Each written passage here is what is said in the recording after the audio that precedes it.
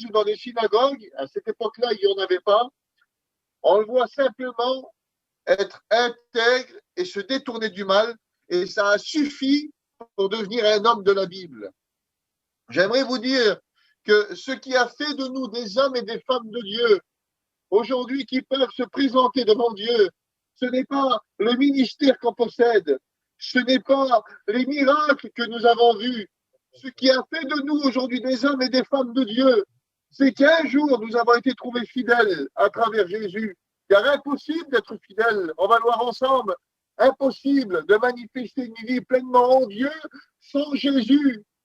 Les hommes ont essayé dans l'Ancien Testament, des hommes qui étaient appelés le cœur de Dieu, des hommes de révélation tels que Daniel, des hommes de fidélité tels que Joseph. Et pourtant, sans Jésus, leur fidélité, la Bible les présente comme un vêtement souillé. La Bible dit qu'il était impossible à un homme de racheter un autre homme, ni de donner à Dieu le prix du rachat. Seule la rançon en Jésus a pu faire de nous des êtres nouveaux et des créatures nouvelles, capables d'accomplir des desseins nouveaux. La Bible parlait de projet, la Bible parlait d'avenir, la Bible parlait d'espoir. Oui, mais sans Jésus, l'avenir, les projets et l'espoir n'auraient jamais connu un début. Pour avoir une fin dans la gloire céleste, dans l'enlèvement de l'Église, on devait avoir un commencement. Et ce commencement ne pouvait être simplement qu'en Jésus. Et nous savons que ce commencement béni, nous l'avons expérimenté à travers notre nouvelle naissance. Et j'aimerais vous rappeler, avec les quelques versets que j'ai, l'importance d'avoir mis le diable dehors de nos vies. J'aimerais vous dire que nous avons mis le diable dehors. La Bible nous dit qu'il y a un homme fort qui est venu et qui a pris la place d'un homme qui était fort. La Bible présente le diable comme l'homme fort, mais la Bible présente Jésus comme étant l'homme plus fort. Ça veut dire celui qui est venu triompher de ce qui avait triomphé de nous. L'homme était esclave du péché. L'homme avait le péché qui coulait dans son sang, qui coulait dans son hérédité. La Bible nous dit qu'on avait reçu une manière de vivre héritée de nos pères, mais dans la personne de son Fils unique, la Bible nous dit que quand Jésus est venu, il a détruit quelque chose de merveilleux. Il a détruit les œuvres du diable. Il a détruit cet homme fort qui avait des liens qui étaient entourés sur les mains, sur les pieds, sur le cœur, sur les yeux, sur les oreilles de l'homme. L'homme était lié de la tête aux pieds. Et quand Jésus est venu, il a détruit ce pouvoir diabolique, ce pouvoir des autorités sataniques. Jésus les a jugés. Il a triomphé sur le bois de la croix. Il a jeté cet homme fort qui était Satan dehors. Et j'aimerais vous dire que s'il l'a jeté dehors, il ne demande qu'une seule chose, c'est de revenir. J'aimerais vous dire que Satan veut revenir. La Bible nous dit qu'au temps de Néhémie, il y avait cet homme qu'on appelle Néhémie, des hommes de réforme. Néhémie, Esdras, Zorobabel, le sacrificateur Josué, des hommes qui étaient revenus de la diaspora, des hommes qui avaient dû relever l'État d'Israël. Quand ils sont revenus, les portes étaient en cendres, ils étaient consumés, le temple était en cendres, les murailles étaient détruites, les villes étaient détruites, les maisons étaient par terre, les rues qui faisaient que chaque homme pouvait aller vers son prochain, tout était détruit. L'autel de Dieu était saccagé. Mais la Bible dit que des hommes avec un cœur pour Dieu sont venus et ils ont relevé tout ce qui était détruit. Un jour, l'homme qui est venu de Dieu est venu pour relever les autels détruits. Il est venu pour relever ce que le diable avait détruit. Et la Bible nous dit que ces hommes, la Néhémie, vont avoir un cœur pour Dieu. Ils vont marcher dans la ville, ils vont jeûner, ils vont prier. Et avec un cœur pour Dieu, ils vont relever les ruines antiques. J'aimerais vous dire ce soir que le Seigneur est capable de relever des ruines antiques. Il y en a ce soir qui marchent loin de la vocation de Dieu. Il y en a qui marchent avec le péché dans le cœur. Il y en a qui marchent avec des ruines dans leur vie. J'aimerais te dire que ce soir, il y a plus que Néhémie, il y a plus qu'Esdras, il y a plus que Zorobabel. Il y a l'homme qu'on appelle Jésus qui est capable de relever les ruines. Celui qui est venu pas simplement avec des jeûnes et des prières, mais il est venu avec le sacrifice de sa propre vie.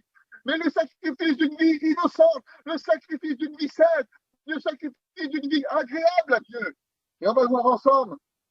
La Bible nous dit que un jour, il va se passer quelque chose au temps de Néhémie. La Bible dit que Néhémie va tout réparer. Il va réparer le temple. Il va rétablir les sacrificateurs, les portiers des champs. Il va rétablir tout ce que l'ennemi avait saccagé. Les murailles vont être reconstruites. Les brèches vont être réparées. Les portes qui étaient consumées par le feu vont être rénovées avec les linteaux, avec les poteaux. Tout va être rétabli. Et la Bible nous dit qu'il y avait des ennemis qui étaient là, qui persécutaient jour et nuit. Ils le persécutaient. Mais lui avait dit, c'est bon un jour. Le Dieu des cieux nous donnera le succès. Nous nous lèverons et nous bâtirons. Car Néhémie était un bâtisseur. Et j'aimerais vous rappeler ce soir que Jésus, notre Seigneur, a été le bâtisseur de notre vie. Et quand Jésus a bâti notre vie, la Bible nous dit que comme ce Néhémie-là, la Bible nous dit qu'il va repartir. Et quand il va repartir, il y avait un sacrificateur qu'on appelait Eliakim. Et cet homme-là avait un parent qu'on appelait Tobija, un homme qui avait persécuté Néhémie dans son temps. Et quand Néhémie va partir, la Bible nous dit que le sacrificateur va établir Tobija dans le temple lui-même. Il n'avait pas réussi à le détruire. Il n'avait pas réussi à le faire tomber. Alors il a essayé de faire quelque chose. Il va essayer de l'habiter. Il va essayer de venir à l'intérieur. Et j'aimerais vous dire ce soir que quand le diable n'arrive pas à détruire, ce qu'il va vouloir faire, c'est venir habiter à l'intérieur. Ah, ça commence pas par des grandes choses. Il va venir avec des petites choses. Il va venir avec des temps de paresse. Il va venir avec des temps de négligence. Il va venir avec des temps où la parole de Dieu ne sera plus respectée dans son intégralité. Quand Satan vient, c'est souvent pour faire des brèches. C'est pas pour tout casser. Il vient pas pour anéantir les 3 réunions du religieux. Il vient pour anéantir la consécration d'une vie livrée à Dieu. Et la Bible nous dit qu'il va investir une chambre, mais une chambre particulière. La chambre de la consécration. La chambre où on mettait des offrandes. La chambre où on mettait la dîme du blé, du mou et de l'huile. La chambre où on mettait de l'encens. Et ces choses-là servaient pour la consécration des hommes. Servaient pour la consécration du lieu de Dieu.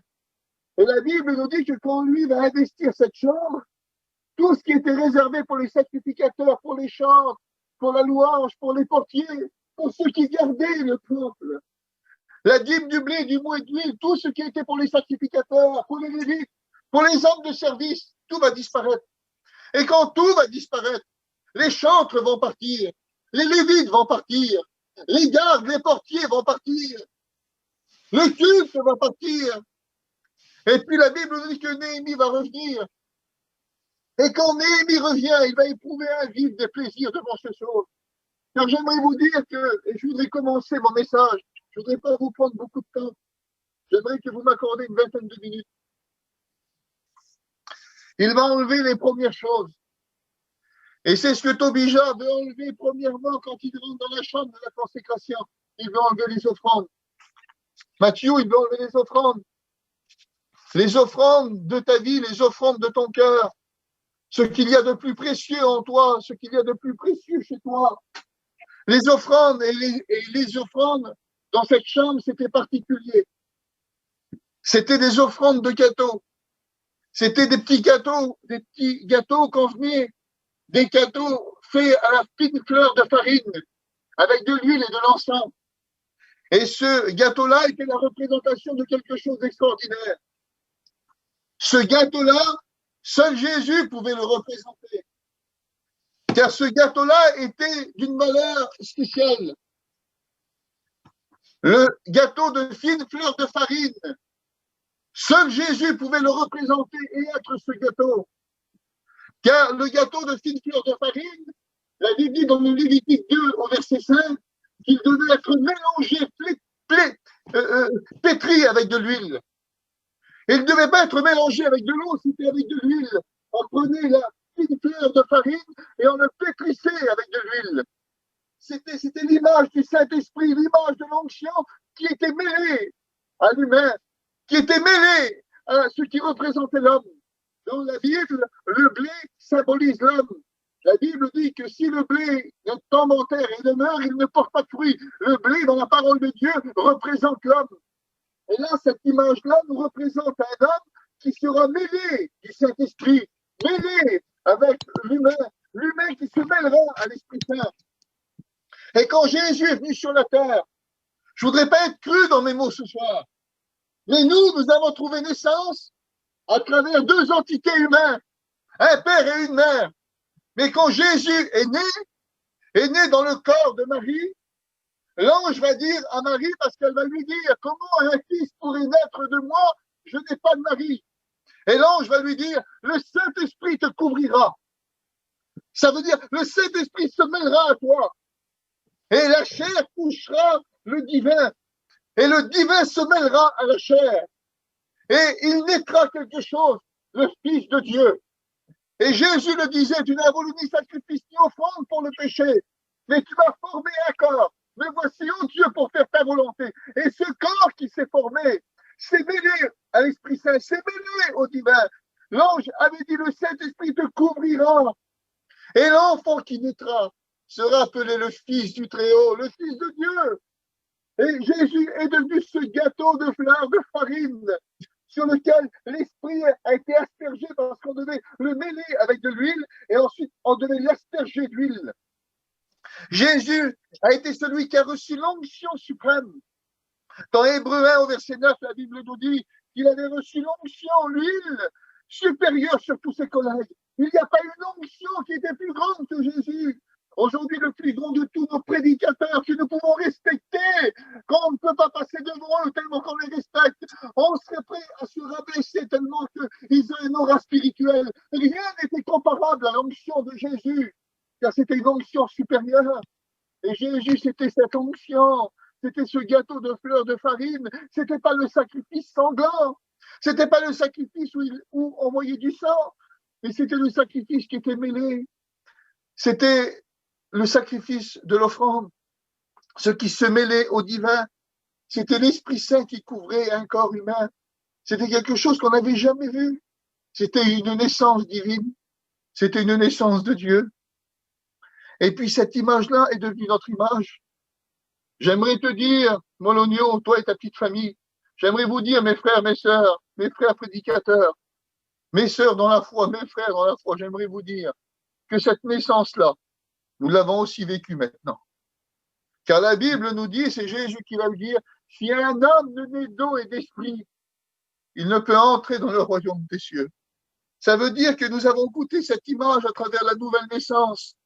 Nous sommes devenus des corps sans vie. Des corps sans vie parce que la croix fait mourir les hommes. La croix fait mourir les femmes.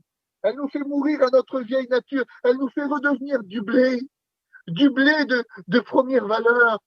Et la Bible nous dit que le Saint-Esprit a fait naître l'Église. À travers le sacrifice de Jésus, on est né d'esprit. On est né à travers la parole. L'Esprit s'est mêlé à notre nouvelle naissance. Et à la Pentecôte, nous avons reçu notre effusion. Et nous sommes devenus ce gâteau de fleurs de farine qu'on n'était pas. On ne pouvait pas être cette offrande. Jamais on n'aurait pu l'offrir à Dieu.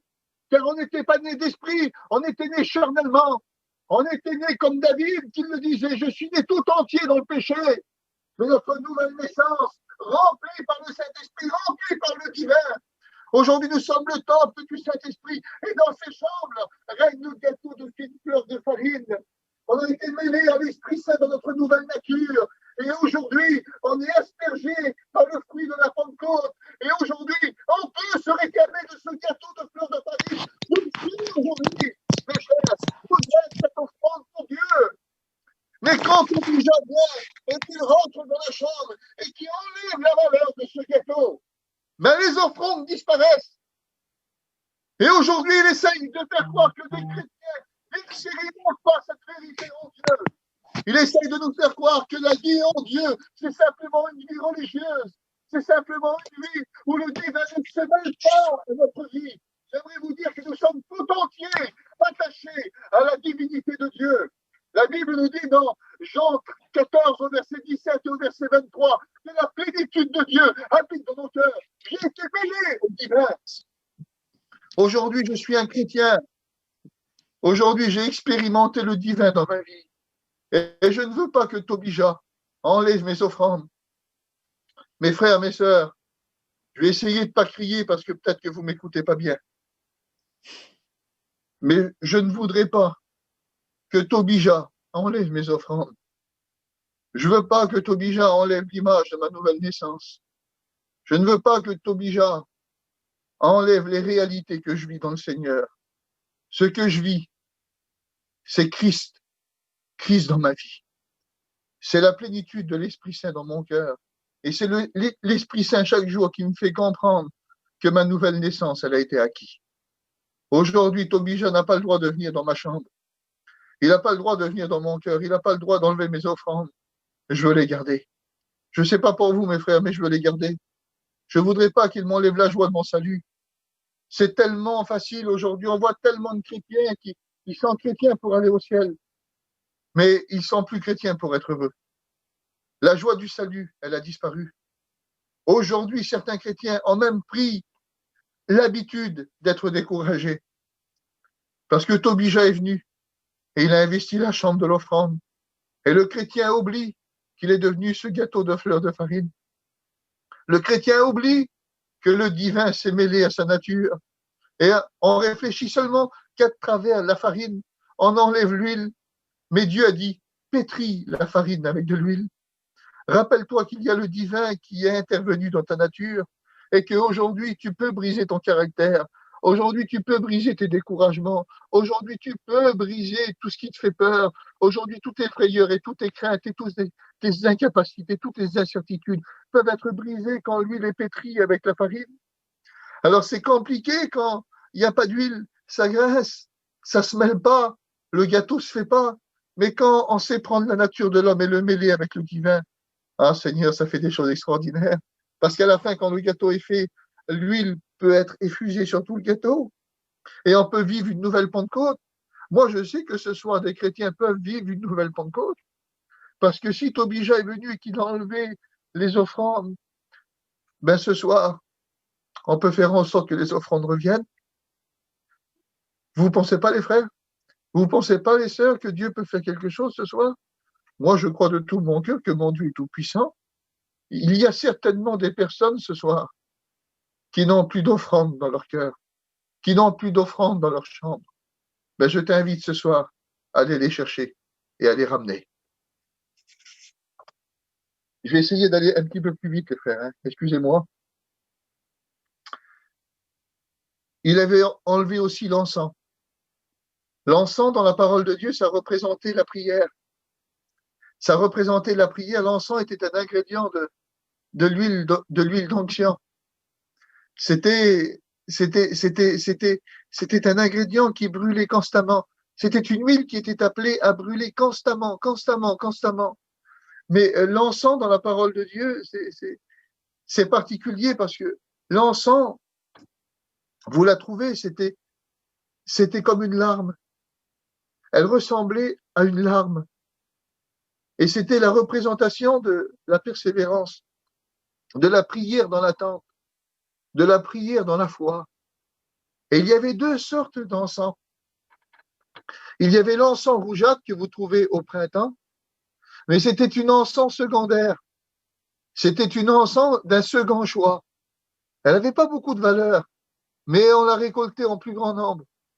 Et il y avait, en arrière-saison, une encens qu'on récoltait et elle était de couleur blanche.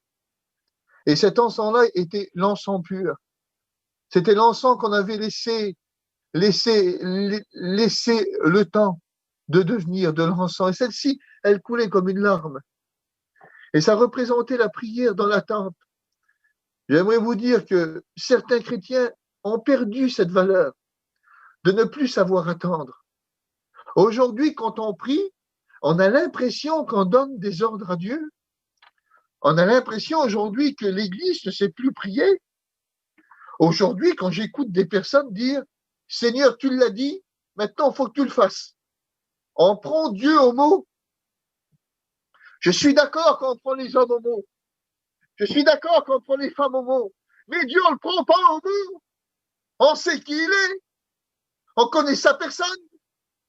Et on ne doit pas prier en prenant Dieu au mot. On sait qu'il l'a dit et on sait qu'il peut le faire. Mais c'est selon sa volonté que Dieu agira. Il y a parfois des hommes qui ont voulu faire plier le bras de Dieu. Mais Dieu agissait comme lui voulait agir. Nous, on n'a qu'à être de l'encens, savoir attendre, savoir parfois semer dans les larmes. C'est compliqué de semer avec des larmes, mais parfois on peut récolter avec des chants d'allégresse. Mais ça, c'est le temps de Dieu. Qui en est pour discuter le temps de Dieu? Il y a ce verset de la Bible qui nous dit, dans 1 Pierre 4, « Mais bien-aimés, ne trouvez pas étrange d'être dans la fournaise de l'épreuve, comme s'il vous arrivait quelque chose d'extraordinaire. C'est pas extraordinaire pour un chrétien d'être dans la fournaise. C'est pas extraordinaire pour un chrétien d'avoir des épreuves. C'est pas extraordinaire pour un chrétien de savoir pleurer pour Jésus. Car vous savez, je vais vous dire une chose ce soir. On pleure plus souvent pour nos problèmes que pour l'évangile.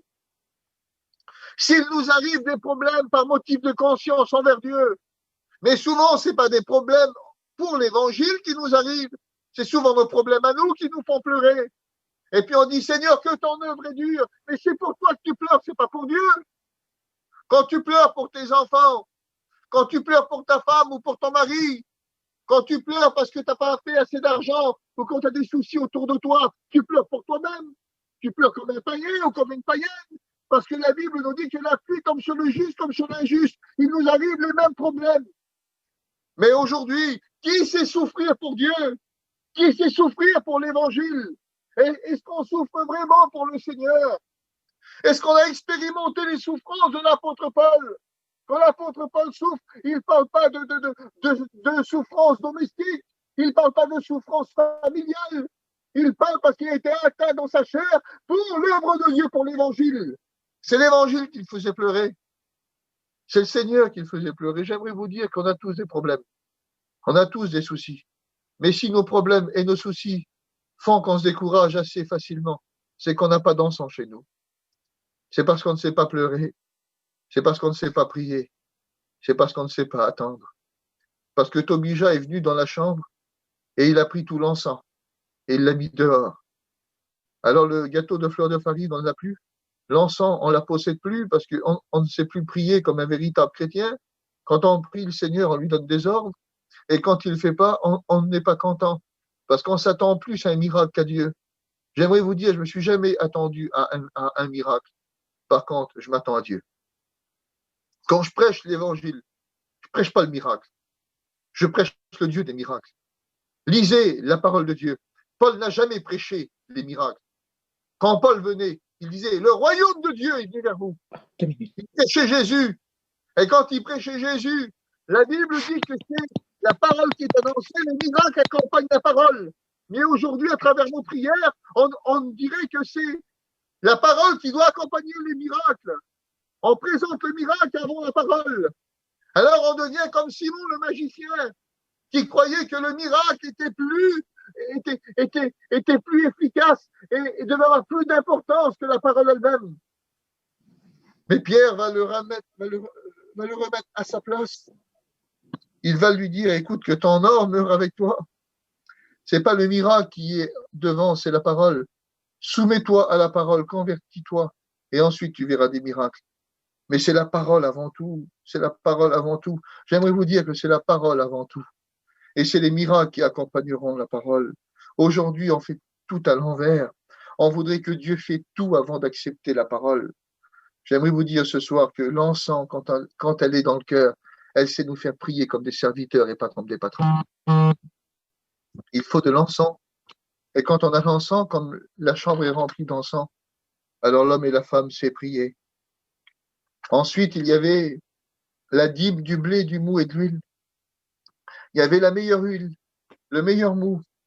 Il y avait le meilleur blé à l'intérieur. Et c'était réservé pour les lévites, pour les portiers, pour les chantres. Mais quand Tobija est venu, il a tout enlevé. Et j'aimerais vous dire que les trois choses que Satan essayera d'enlever quand il vient dans un cœur, c'est le cœur du serviteur pour Dieu. C'est le cœur de l'adorateur. C'est le chantre qui était là. Et c'est le portier qui était là, c'est le garde. Quand Tobija vient, c'est souvent pour enlever le service, la louange et celui qui gardait son cœur. Car celui qui a Tobija dans le cœur n'a plus de garde, n'a plus de louange, il ne sait plus louer Dieu et il ne sait plus le servir. J'aimerais vous rappeler ce soir qu'à travers la nouvelle naissance, La Bible nous dit que quand Néhémie va revenir, il lui invive des plaisirs. Ah, que c'est beau. J'aimerais vous le lire. Est-ce que les frères, vous m'accordez encore 5 minutes?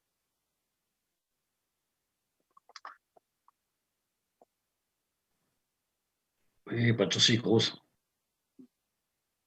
Jean, à la fin de l'année, j'obtins du roi la permission de revenir à Jérusalem. C'est Néhémie qui parle. Et je m'aperçus du mal qu'avait fait Eliakim en disposant une chambre pour Tobija dans les parvis de la maison de Dieu. J'en ai prouvé un vif des plaisirs, et je jetai dehors de la chambre tous ces objets qui appartenaient à Tobija. J'ordonnai qu'on purifie les chambres, et j'y replaçai les ustensiles de la maison de Dieu, les offrandes et l'encens. Ah Seigneur, le cœur pour Dieu, le cœur pour Dieu est capable de tout jeter dehors, de tout jeter dehors, de tout rétablir.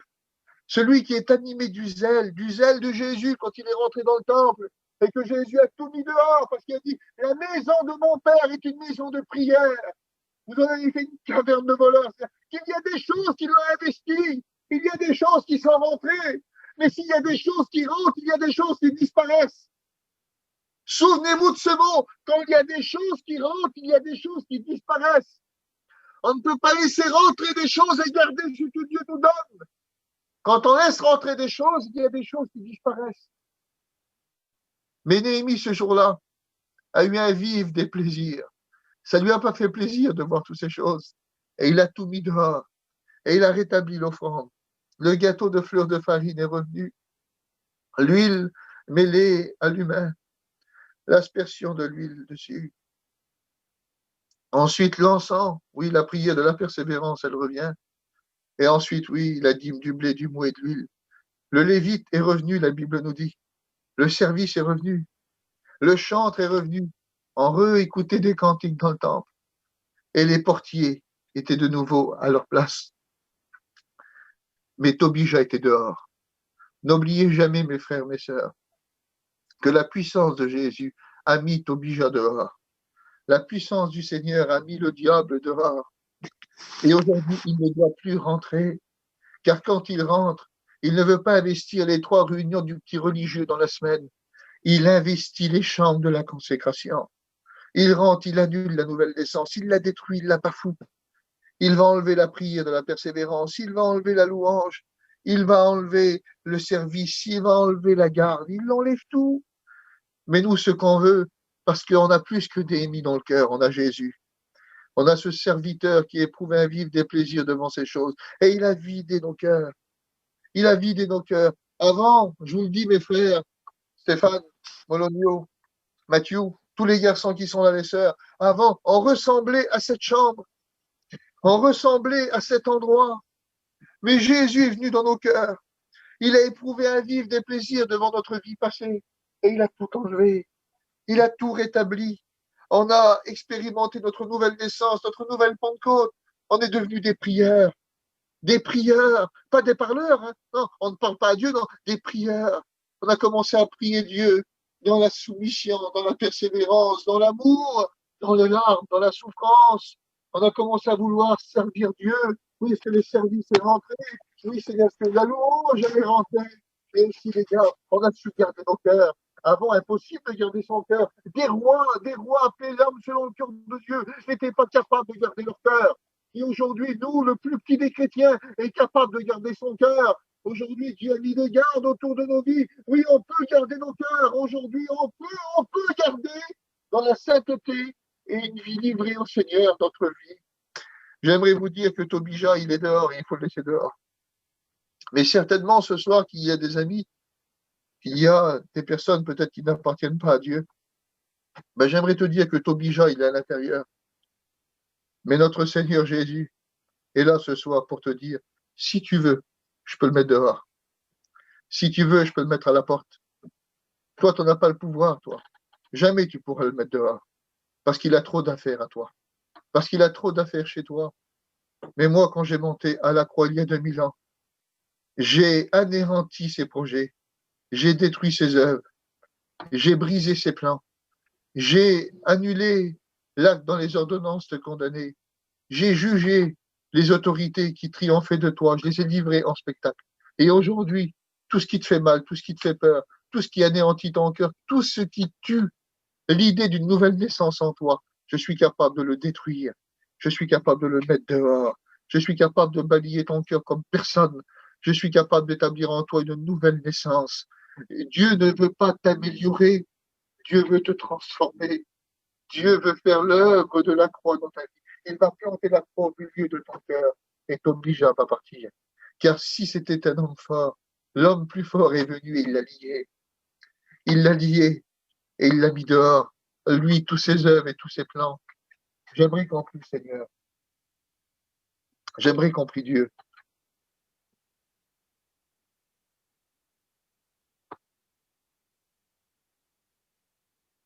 J'aimerais que là où on est, on réalise le combat dans l'invisible. Il y a parmi nous des hommes et des femmes qui connaissent Dieu, qui voient leur cœur comme cette chambre et qui savent que tout est à sa place. Et je remercie le Seigneur. Je loue Dieu pour de telles femmes. Je loue le Seigneur pour de tels hommes. Je sais qu'il y en a ce soir. Je sais qu'il y en a qui sont capables de dire, Seigneur, mes offrandes, je les possède. Mon encens, Seigneur, elle est à sa place. Seigneur, la dîme du blé, du mou et de l'huile, tout est là. Tout est là, Seigneur. Mais il y en a certains qui pourraient dire, Seigneur, moi, il me manque certaines choses. Il me manque peut-être de l'encens. Il me manque peut-être la joie du salut. Seigneur, j'ai perdu des offrandes. J'aurais besoin de me mêler au divin, Seigneur, ce soir. J'aurais besoin que la farine se mêle à l'huile. J'aurais besoin d'être aspergé, Seigneur. J'ai besoin, Seigneur, d'être renouvelé. J'ai besoin que mes offrandes soient renouvelées. Ou bien, Seigneur, c'est vrai, Seigneur, j'ai encore l'image du service. Seigneur, j'ai encore l'image de l'adorateur, mais j'ai perdu des gardes. Seigneur, je garde plus bien. Je garde plus bien, Seigneur. J'ai besoin de certaines choses. Et il peut avoir certains besoins ce soir. Si tu n'as rien besoin, gloire à Dieu. La parole de Dieu t'a été un rappel pour toi. Mais si tu as des petits besoins, des petites choses que tu as perdues, ben, tu peux les retrouver ce soir. Parce que tu as plus que Néhémie, tu as Jésus. Tu as Jésus.